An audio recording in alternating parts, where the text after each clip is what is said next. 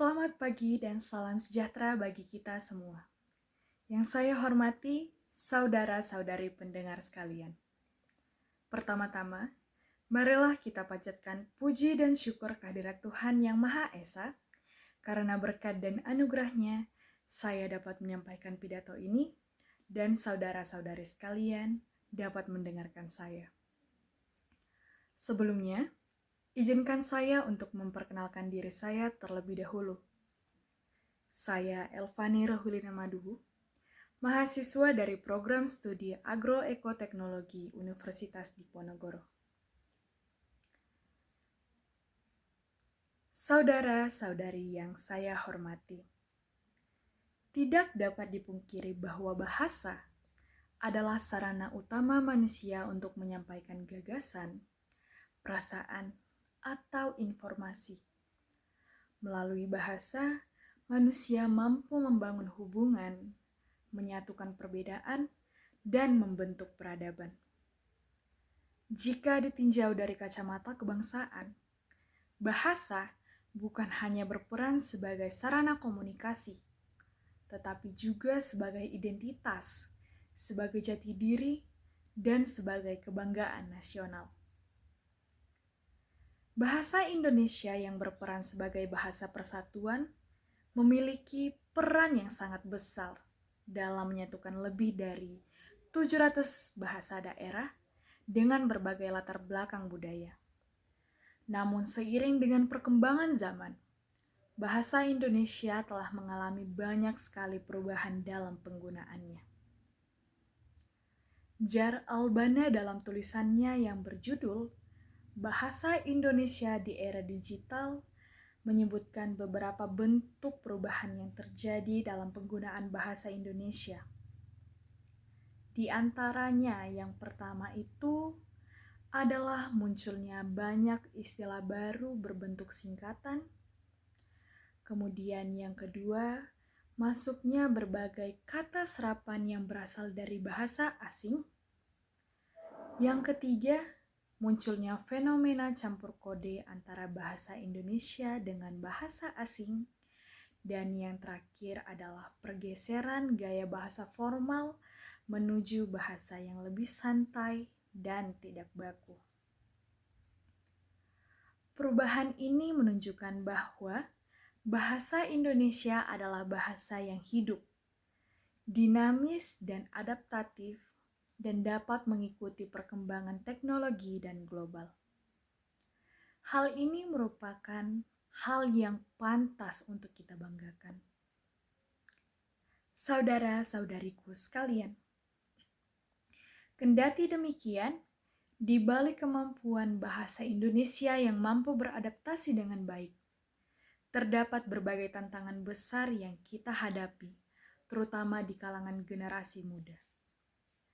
Menurunnya rasa bangga dan munculnya rasa malu dalam menggunakan bahasa Indonesia adalah masalah utama yang saya perhatikan dan saat ini sedang sangat marak terjadi. Saat ini, tak jarang kita jumpai generasi muda yang lebih percaya diri menggunakan bahasa asing dalam percakapannya sehari-hari, baik secara langsung maupun lewat media sosial. Bahasa asing seringkali dianggap lebih modern, lebih cerdas, dan lebih bergengsi. Sebaliknya, bahasa Indonesia justru dianggap lebih kuno, tidak menarik, atau bahkan kurang relevan dengan perkembangan zaman. Saudara-saudariku yang terkasih, fenomena inilah yang menjadi tantangan utama dalam berbahasa di kalangan generasi muda Indonesia saat ini. Rasa malu menggunakan bahasa sendiri bukan lagi persoalan linguistik, melainkan persoalan sikap dan mentalitas akan nyatanya identitas bangsa. Jika kita kembali menelaah perubahan yang telah terjadi, yang telah saya sebutkan tadi, jelas terlihat bahwa bahasa Indonesia memiliki potensi yang sangat besar untuk terus berkembang. Kementerian Pendidikan Dasar dan Menengah dalam tulisannya yang berjudul Transformasi bahasa Indonesia menyatakan bahwa bahasa Indonesia memiliki peluang untuk menjadi bahasa yang sangat berdaya saing di tengah arus globalisasi, baik di bidang pendidikan, ilmu pengetahuan, maupun teknologi. Saudara-saudariku yang saya hormati, memang benar bahwa dominasi bahasa asing, khususnya bahasa Inggris, sangat kuat pada saat ini. Bahasa asing memiliki peran penting dalam membuka akses ilmu pengetahuan dan komunikasi internasional. Oleh sebab itu, menguasai bahasa asing merupakan suatu keharusan. Namun perlu digarisbawahi bahwa dengan menguasai bahasa asing, maka tidak seharusnya pula kita menganggap rendah bahasa sendiri. Ingatkah Anda dengan semboyan modern yang berbunyi, utamakan bahasa Indonesia, lestarikan bahasa daerah, dan kuasai bahasa asing? Silakan dipikirkan terlebih dahulu. Semboyan ini mengandung makna yang sangat dalam. Bahasa Indonesia harus menjadi prioritas kita sebagai identitas bangsa. Bahasa daerah adalah warisan budaya yang perlu dijaga, sementara bahasa asing adalah alat yang dapat kita gunakan untuk bersaing di dunia internasional. Bukan bahasa yang digunakan sebagai pengganti bahasa ibu kita, bahasa Indonesia. Sayangnya lagi, saat ini banyak generasi muda yang justru membalikkan urutan semboyan tersebut. Utamakan bahasa asing, abaikan bahasa Indonesia, dan pinggirkan saja bahasa daerah. Hal inilah yang membuat identitas kebahasaan bangsa kita secara perlahan-lahan mulai terkikis. Saudara-saudari sekalian, perlu kita sadari bahwa bahasa Indonesia tidak kalah dari bahasa asing. Bahasa Indonesia memiliki aturan dan struktur yang jelas.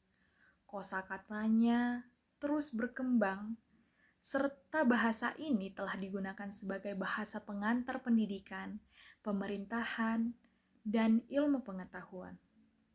Bahkan saat ini, bahasa Indonesia telah dipelajari oleh penutur-penutur asing di berbagai negara melalui program Bahasa Indonesia bagi penutur asing atau yang lebih sering disebut dengan BIPA. Dengan demikian, persoalan utama yang kita hadapi bukanlah pada kualitas bahasa Indonesia, melainkan kurangnya rasa percaya diri dan kebanggaan bagi para penuturnya, terutama kita sebagai generasi muda.